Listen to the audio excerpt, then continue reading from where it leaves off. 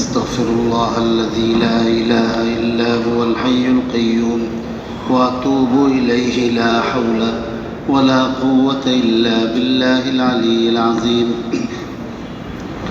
أستغفر الله الذي لا إله إلا هو الحي القيوم وأتوب إليه لا حول ولا قوة إلا بالله العلي العظيم أستغفر الله الذي لا إله إلا هو الحي القيوم وأتوب إليه لا حول ولا قوة إلا بالله العلي العظيم اللهم صل على سيدنا ومولانا محمد وعلى آله وأصحابه وبارك وسلم اللهم صل على سيدنا ومولانا محمد وعلى آله وأصحابه وبارك وسلم بعدد كل شيء معلوم لك كما تحب ربنا وترضى بسم الله الرحمن الرحيم عن أبي هريرة رضي الله تعالى عنه أنه قال قال رسول الله صلى الله عليه وسلم ثلاثة لا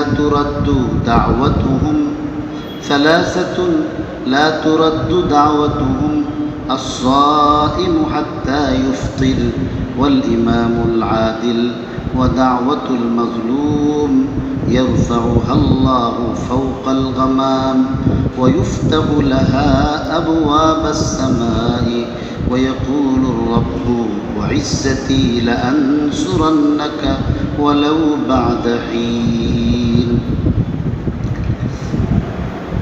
বিশিষ্ট সাহাবী হযরতে আবু হুরায়রা রাদিয়াল্লাহু তাআলা আনহু বর্ণনা করেন রাসূল করিম সাল্লাল্লাহু আলাইহি ওয়াসাল্লাম ইরশাদ করেন তিন শ্রেণীর মানুষের দোয়া কখনো আল্লাহ তাআলা ফেরত দেন না, আল্লাহ তাআলা তাদের দোয়া অবশ্যই কবুল করেন। তিন শ্রেণীর মানুষের প্রথম শ্রেণীটা হলো রোজাদার ব্যক্তি, কাসাইমু হাত্তা ইফতির। রোজাদার ব্যক্তি রোজা মুখে আল্লাহর দরবারে যে দোয়া করবে ইফতারের আগ পর্যন্ত সব দোয়া আল্লাহ কবুল করে। রোজাদার ব্যক্তি ইফতার করার আগ পর্যন্ত আল্লাহ তাআলার কাছে যত দোয়া করবে সব দোয়া আল্লাহ তাআলা কবুল করেন। রোজাদার ব্যক্তি কেনা রোজা দুই ভাগে বিভক্ত। একটা হইল জাহিরি রোজা, বাহ্যিক রোজা, আর একটা হইল আধ্যাত্মিক বা হাকিকতের রোজা, তাৎপর্যপূর্ণ রোজা। বাহ্যিক রোজা হইল সুবে সাদেক থেকে নিয়ে সূর্যাস্ত পর্যন্ত নিয়তের সাথে খানা পিনা এবং কামবাব থেকে নিজেদেরকে হেফাজত করা। এই তিনটা জিনিসের থেকে, খাওয়ানোর থেকে, পান করা থেকে এবং জৈবিক চাহিদা নিবৃত্ত যদি নিয়তের মাধ্যমে রাখে তাইলে এটা রোজার জাহেরটা আদায় হয়, বাহ্যিক রোজা হয়, কিন্তু এটা সম্পূর্ণ রোজা না।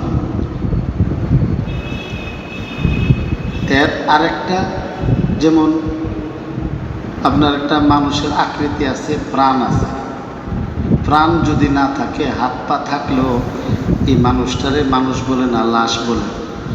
আব্বাজির উস্তাদ, আমাদের ব্রাহ্মণবাড়িয়া মাদ্রাসার মুরব্বীদেরও উস্তাদ ফখরে বাঙ্গাল রহমতুল্লাহ আলীর সাগরিদ, ছাত্র হযরত মাদানী রহমতুল্লাহ আলীর সাগরিদ, ফুলবাড়ির হুজুর হযরত মাওলানা সিদ্দিকুর রহমান সাহেব, আব্বাজির উস্তাদ হুজুরে এখানে তারাবি করতেন এবং অনেক বড় বুজুর্গ ব্যক্তি ছিল। তো হুজুরে বলতেন যে লাশ মানে হইল লাশাই। লাশাই শব্দের এটা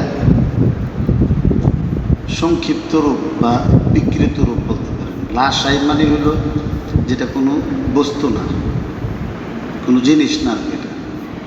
তো হাত পা সব আছে, এরপরও একটা মানুষের প্রাণ বের হয়ে গেলে আত্মীয় স্বজনও, ছেলে মেয়ে, বউ বাচ্চা পর্যন্ত তাকে স্পর্শ করতে ভয় পায়,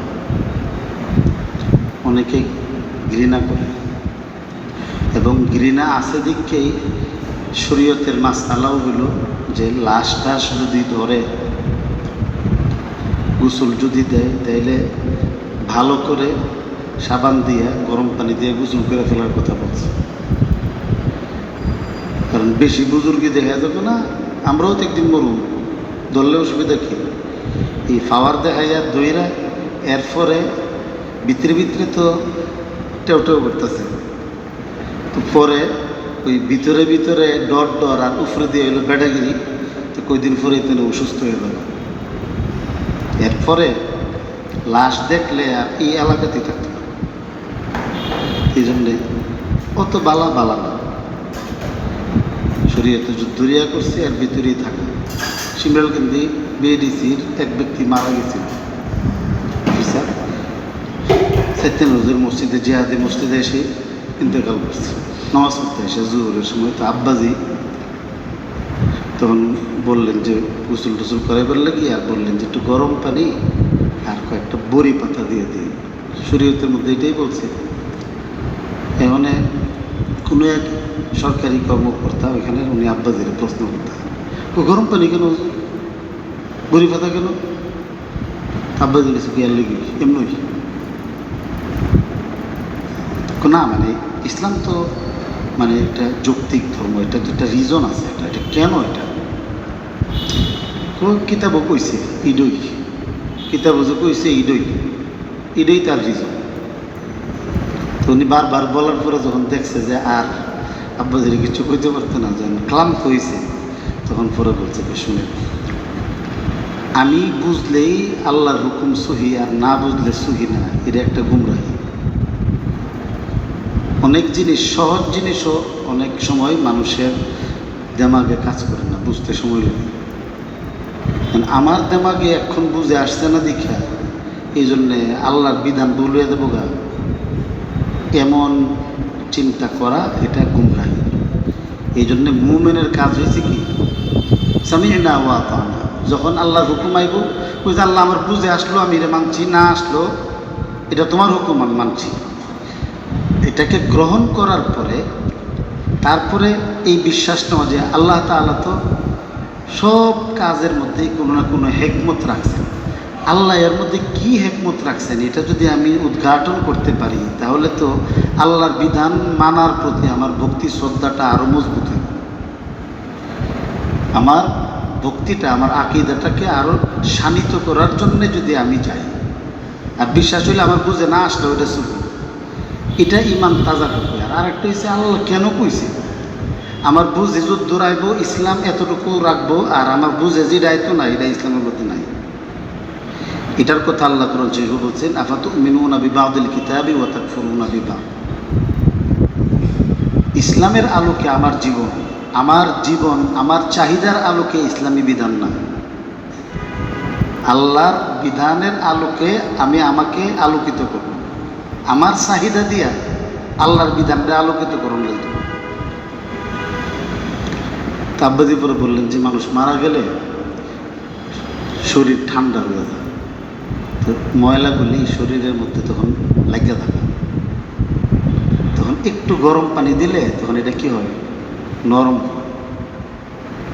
আর বড়ি পাতার মধ্যে আপনি এখন তো এই চিকিৎসা বিজ্ঞান এগুলো আবিষ্কার করছে, যে পানির মধ্যে এটা দিলে, পানির মধ্যে কোনো দূষিত কিছু থাকলে বড়ি পাতার দ্বারা এটা রিফাইন হয়ে যায়, এটা পরিষ্কার, এটা ভালো হয়। এবং এটার মধ্যে এক প্রকার কষ আছে, আগে তো সাবানও ছিল না। আব্বাজি বলছেন যে কাপড় ধুইছে ছালি দিয়া কি দিয়া, কলা পাতা কেমনে বলে কি করে বলে আগে নাকি করছে, আমরা তো আর দেখছি না কখনো। হ্যাঁ, এই যে মাটি দিয়েও মাথা মানুষ কি করছে, দৌত করছে। ফসা বেল দিয়ে মাথা দিতে আমিও তো দিচ্ছি। খৈল দিয়া তো আমাদের এখানে ইয়া করছে, খৈল দিয়া শরীর ধুইছে। আমাদের যে এখানে যারা এই বড় মসজিদের গাটলার মধ্যে খৈল দিয়া কাপড় মানে শরীর ধৌত করার লোকের অভাব আছে, করছে। এখন তো আমাদের ছেলেপেলেরা খৈল দিয়ে লাগাইলে জমা, এদের শরীরের মধ্যে আরও ময়লা লাগাইতেছে। তো যাই হোক, তো প্রাণ যদি না থাকে তাহলে লাশের কোনো দাম নেই। তো রোজারও একটা প্রাণ আছে।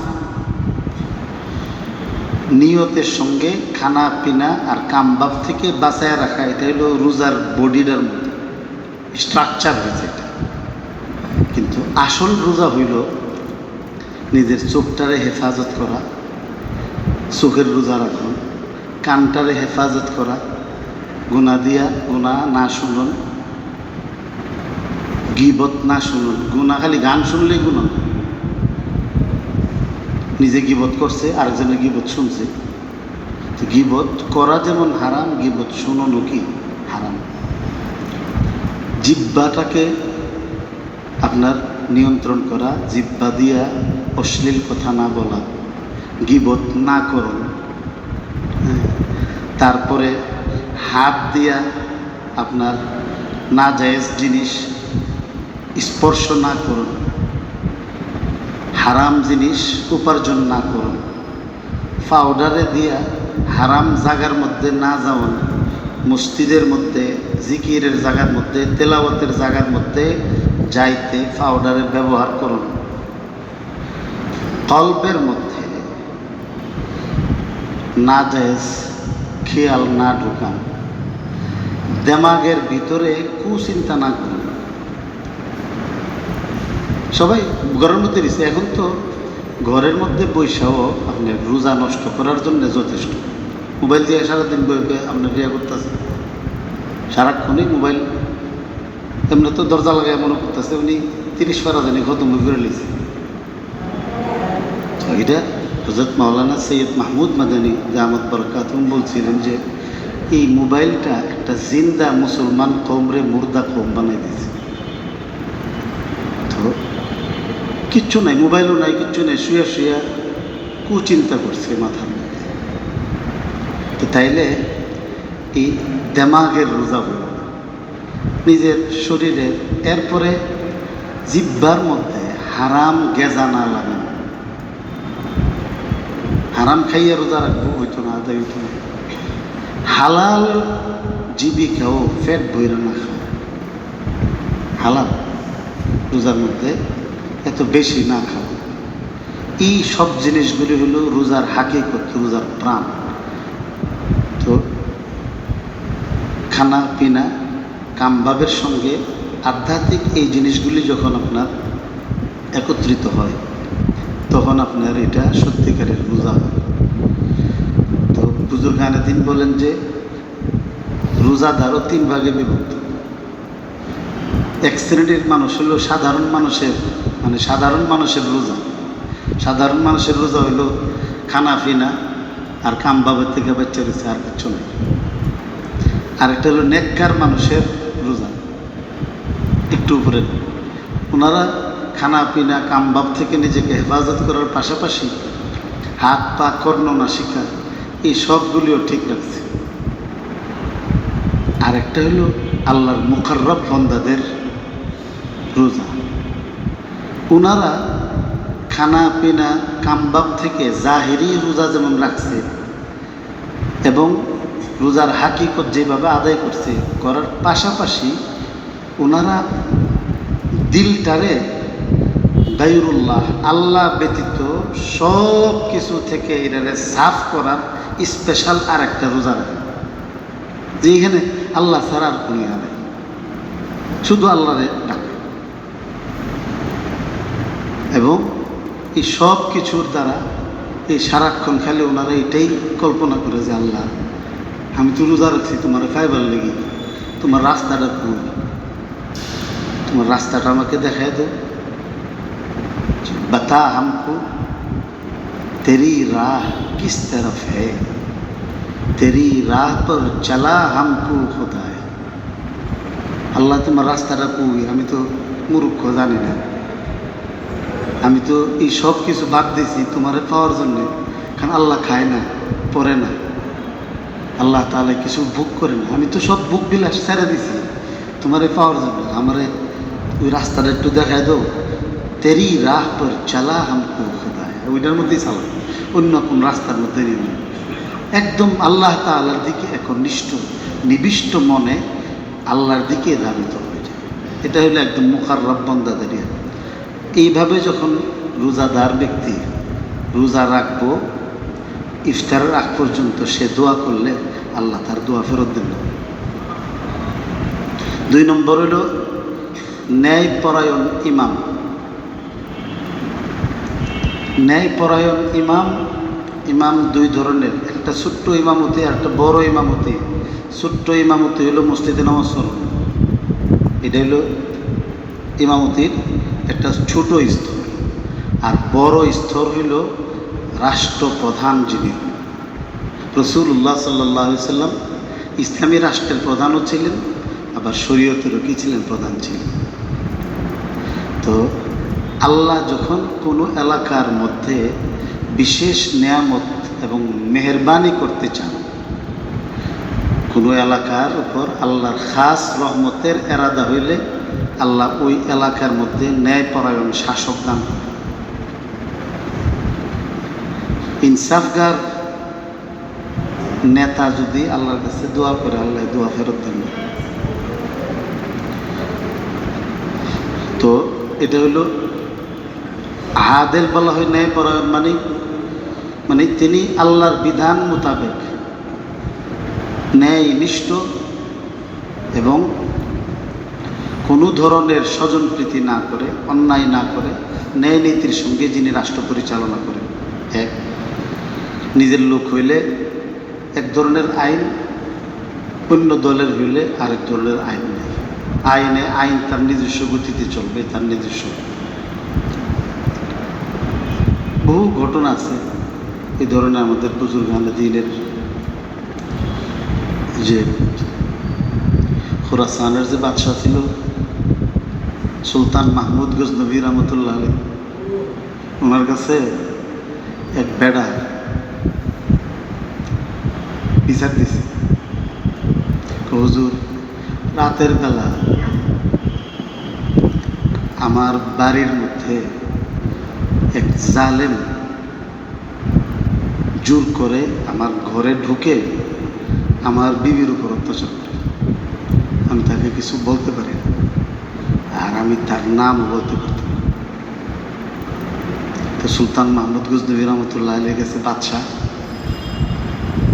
এই কথা বলার পরে আমি বলছেন যে ঠিক আছে, সে যদি তোমার ইয়ার মধ্যে আসে, প্রত্যেক দিনে আসে না, কখনো কখনো, যদি কখনো আসে তাইলে তুমি আমারে খবর দেবে, কারোর কাছে তোমার ধর্ণা দেওয়ার দরকার নেই।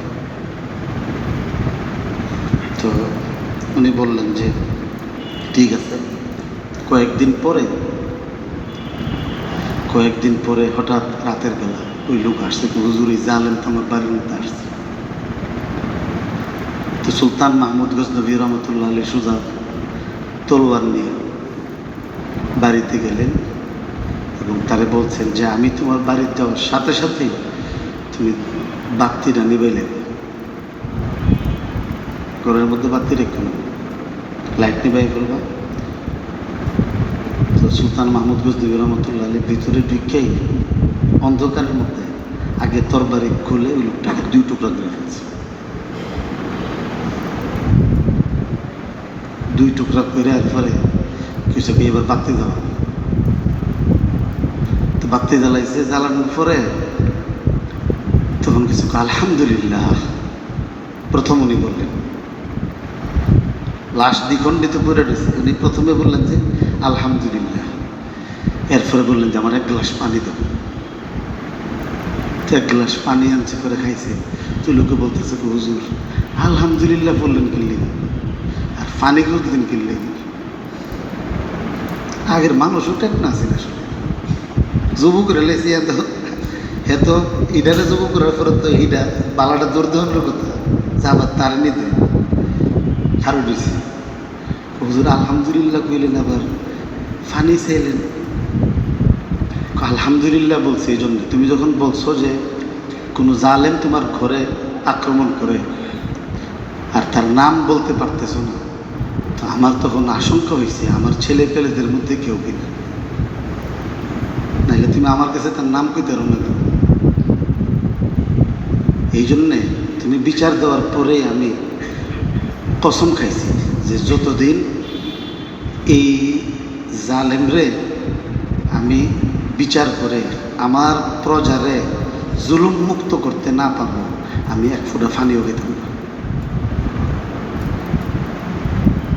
এই জন্যে আমি বলছি যে লাইটটা নিভাই ফেলার জন্যে, কারণ ঘরে ঢোকার পরে যদি দেখি যে আমার ছেলে এমন অন্যায় করতেছে আর তারে হত্যা করতে গেলে পিতৃত্বের ভালোবাসা যদি আমার জন্য অন্তরায় হয়, বাধা হয়ে দাঁড়ায়, এই জন্য বলছি যে চোখ বন্ধ করে দেবো, বাতি নিভাই দেবো। আল্লাহর হুকুমের ক্ষেত্রে, ইনসাফ প্রতিষ্ঠার ক্ষেত্রে কোনো বাপ নাই, জবু করে দিয়েছি। যেহেতু তুমি আমার কাছে বিচার দেওয়ার পরের থেকে আমি এক ফোঁটা পানিও খাইছি না, এই জন্যে আমি তোমার কাছে বলছি যে এবার পানি দাও, পানি খাই। এমন ব্যক্তির দোয়া যদি আল্লাহ কবুল না করে, ক্লিনটনের দোয়া আল্লাহ কবুল, বদমাশের দোয়া। ও দাওয়াতুল মাজলুম ইয়ারফাউহা আল্লাহু ফাওকাল গামাম, হলো নির্যাতিত ব্যক্তির দোয়া আল্লাহ কবুল করেন। আল্লাহ তাআলা মাজলুমের ফরিয়াদ আল্লাহ তাআলা আসমানের উপরে উঠায় নেন আর বলেন যে লা আনসুরান্নাকা ওয়ালাউ বা'দা হিন, যে বান্দা তুই হতাশ হইস না, আমি আমার ইজ্জতের কসম খেয়ে বলতেছি কিছুদিন পর হইলেও আমি তোমাকে সহযোগিতা করব। আজকে যে নামাজের মধ্যে পড়ছি, আল্লাহ কোরআন শরীফে বলছেন ওয়ালাকাদ কাতাবনা ফিজ জাবুরি মিন বাদি যিকরি আন্নাল আরদা ইয়ারিসুহা ইবাদিয়াস সালিহুন, এই সারা পৃথিবীর রাজত্ব আল্লাহ ইমানদারদের হাতে আবার দিবেন। আল্লাহ বলছে ফিলিস্তিনে মারতেছে আমরার কারণে, হেরার কারণে লেগে দেয়, ইফতার তো করতেছি নষ্ট হইতেছে। কে জানি বলছে একটা রাষ্ট্র এমন আছে যেখানে রোজা আছে, ইফতার নাই, সেহরি নাই। রোজাও আছে কিন্তু ইফতার নাই, সেহরি নাই। বাচ্চা আছে, মা নাই, বাপ নাই। খাওয়ার পানি নাই কিন্তু চোখের পানির বন্যা বইতেছে। আল্লাহ এদেরকে সাহায্য করে।